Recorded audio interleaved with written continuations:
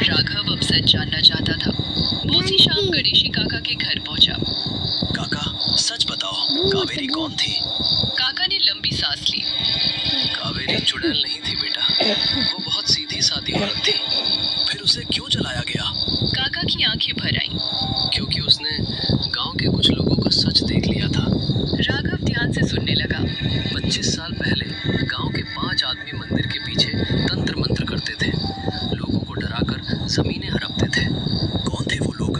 काका कुछ देर चुप रहा, फिर धीरे से बोला, पुराना पुजारी, सरपंच भीमराव और 3 दूसरे आदमी। राघव चौंक।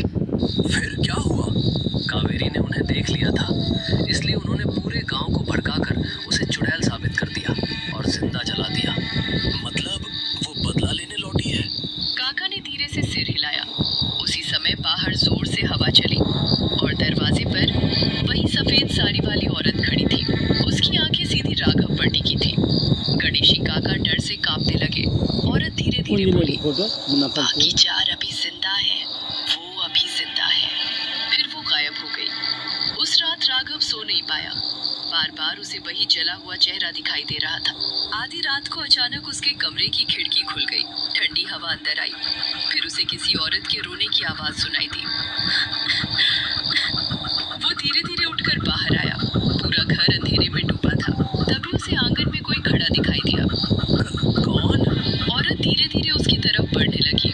जैसे जैसे वो करीब आ रही थी, उसके जले हुए शरीर की बदबू फैल रही थी। राघव पीछे हटने लगा। तभी चुड़ैल उसके बिल्कुल सामने आ गई। उसने धीरे से फुसफुसाया, सच सबको बता दो, वरना पूरा गांव जलेगा। अचानक राघव बेहोश हो गया। अगली सुबह उसने गांव वालों को सब सच बताने का फैसला किया, लेकिन सरपंच भीमराव ने उसे पागल घोषित कर दिया। इस पर चुड़ैल का साया है।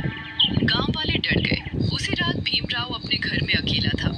बाहर तूफान चल रहा था। अचानक बिजली चली गई। पूरा घर अंधेरे में डूब गया। फिर किसी के चलने की आवाज आई। भीमराव कांपने लगा।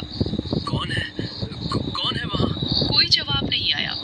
फिर कमरे के कोने में सफेद साड़ी दिखाई दी। भीमराव चीख पड़ा, कावेरी, मुझे छोड़ दे, मुझे छोड़ दे। चुड़ैल धीरे धीरे आगे बढ़ी। उसका जला हुआ चेहरा बिल्कुल सामने था। जब मैं चीख रही थी, तब तुम हंस रहे थे। गलती हो गई मुझसे, मुझे माफ कर दो। अचानक कमरे का दरवाजा बंद हो गया। बाहर सिर्फ उसकी चीखें सुनाई देती रही। सुबह गांव वालों ने उसका शव छत से लटका पाया। उसकी आंखें बाहर निकली हुई थी और दीवार पर खून से लिखा था, दूसरा पापी खत्म। अब गांव पूरी तरह डर चुका था। लोग शाम होते ही घरों में बंद हो जाते। मंदिर की तरफ कोई नहीं जाता। लेकिन अभी भी 3 लोग जिंदा थे जिन्होंने कावेरी को जलाया था। उनमें से एक था धर्मपाल। वो उसी रात गांव छोड़कर भागने लगा। बारिश हो रही थी। वो अपनी जीप लेकर सड़क पर तेज भाग रहा था। अचानक सड़क के बीच सफेद साड़ी वाली औरत खड़ी दिखाई दी। धर्मपाल ने जोर से ब्रेक मारा। औरत धीरे धीरे उसकी तरफ बढ़ने लगी। धर्मपाल डर से कांपने लगा। मुझे माफ कर दे।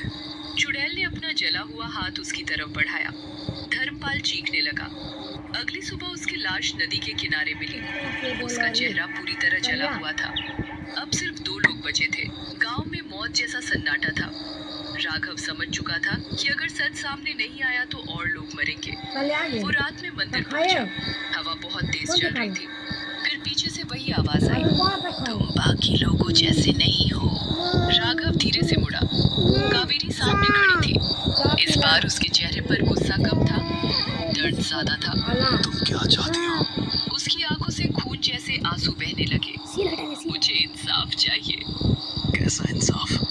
कावेरी ने मंदिर के पीछे की जमीन की तरफ इशारा किया। मेरी हड्डियां अभी भी वही दबी हैं। राघव तुरंत फावड़ा लेकर खुदाई करने लगा। कुछ देर बाद मिट्टी के अंदर से जली हुई हड्डियां निकली। उनके साथ एक चांदी की पायल भी थी। उसी समय हवा तेज चलने लगी। कावेरी की आत्मा धीरे धीरे शांत दिखाई देने लगी। लेकिन तभी मंदिर के बाहर किसी के भागने की आवाज आई। वो आखिरी आदमी था, लक्ष्मण। वो सब सुन चुका था और डर कर भाग रहा था।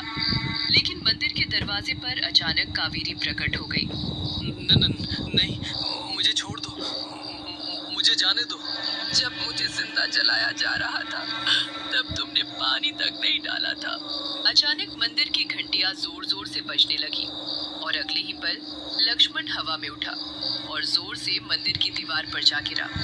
उसकी वही मौत हो गई। फिर सब शांत हो गया, हवा रुक गई। कावेरी धीरे धीरे राघव की तरफ मुड़ी। अब मुझे मुक्ति मिल जाएगी। धीरे धीरे उसका शरीर धुएं में बदलने लगा और कुछ ही सेकंड में वो गायब हो गई। मंदिर की घंटियां अपने आप बंद हो गई। बरसों बाद पहली बार वहाँ शांति थी। अगली सुबह राघव ने पूरे गांव को सच बताया। गांव वालों ने मंदिर के पीछे कावेरी की हड्डियों का अंतिम संस्कार किया। उसके नाम का एक छोटा सा स्मारक बनाया गया। उस दिन के बाद कभी किसी ने मंदिर के बाहर सफेद साड़ी वाली चुड़ैल को नहीं देखा।